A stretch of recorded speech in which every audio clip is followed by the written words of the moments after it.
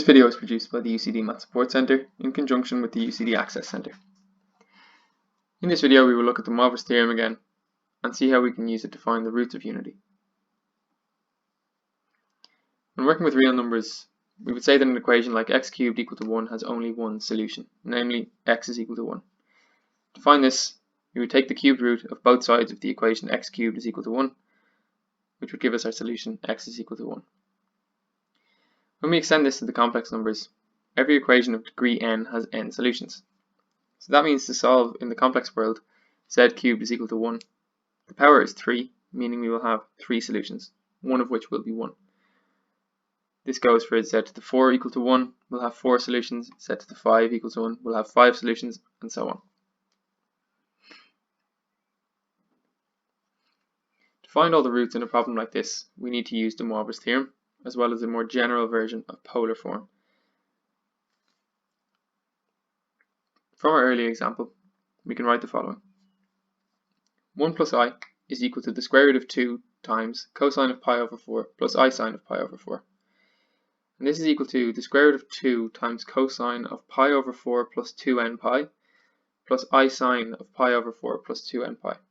And this holds for any n that has an integer value. The reason this works is that adding a multiple of 2 pi to the argument is the same as going around a full circle in the complex plane, so we end up back at the same spot. And because we are back at the same spot, it will have the same value.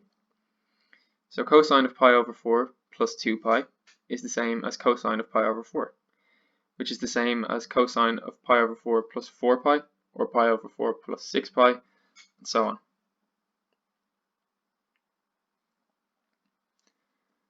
So let's look at an example of finding the cubed roots of unity. So to do this, we must find solutions to the equation z cubed is equal to 1. The first thing we must do is rewrite 1 in our general polar form from the previous slide.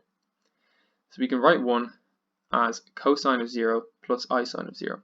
And the reason this works is that sine of 0 is 0, meaning we have no I term, and cosine of 0 is 1, giving us what we need, 1. But we can also rewrite this as cosine of 2n pi plus I sine of 2n pi for n and z. Again, the reason for this is, as we saw on the previous slide, we have added 2n pi to 0. We just omit the 0. So this amounts to solving z cubed is equal to cosine of 2n pi plus I sine of 2n pi, because this thing on the right hand side is the same thing as 1. So let's take cubed roots of both sides, just as we would with the real numbers, but we will use de Moivre's theorem to find our solution. So z cubed to the power of 1 over 3, we will see that this is equal to z. This will be equal to cosine of 2n pi plus I sine of 2n pi, all to the power of 1 over 3.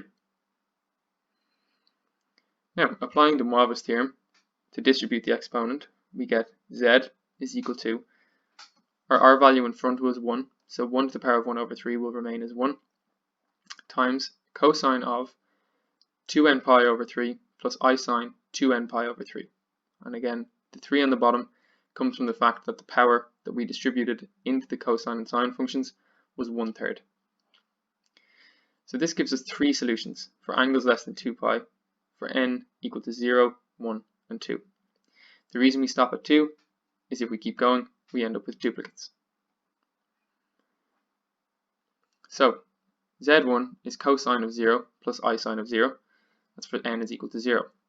z2, cosine of 2 pi over 3 plus I sine of 2 pi over 3. This is for n is equal to 1. z3 is equal to cosine of 4 pi over 3 plus I sine of 4 pi over 3. Again, this is for n is equal to 2. And plotting these on the Argand diagram to the right, we see that the 3 roots are equally spaced around the circle. We can see that the first root is the value 1, the black dot on the x-axis or the real line. The next value goes around the angle theta of 2 pi over 3 to the next black dot, which is in the upper left quadrant. And the next value goes around the same angle, so we see that they are spaced evenly out into the bottom left quadrant. And then we go back around to the value of 1. So this is because the 2n pi we started with became 2n pi over 3. So rather than moving around a full circle to go from one solution to the next, we go around a third of a circle. And as we said, the same method can be used to find the nth roots of any complex number. There will be n distinct roots. So if we wanted to find the fifth root, we would have this circle divided into 5 evenly spaced pieces.